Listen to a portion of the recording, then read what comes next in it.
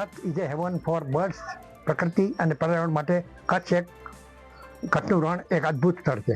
અહીંયા કને દર વર્ષે ચોમાસું શરૂ થતાં રણમાં પાણી ભરાતા 7.5 લાખ ફ્લેમિંગો આખા દક્ષિણ એશિયામાંથી અહીંયા ભેગા થાય છે, બચ્ચા કરે છે, ઈંડા કરે છે, જીવન વિતાવે છે અને બચ્ચા મોટા થતાં ઉનાળો થતાં ચાલ્યા જાય છે, પોતાના વતન ચાલ્યા જાય છે. આપણું એમનું વતન કચ્છ છે.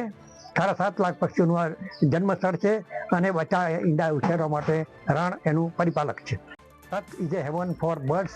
પ્રકૃતિ અને પર્યાવરણ માટે કચ્છનું રણ એક અદ્ભુત સ્થળ છે.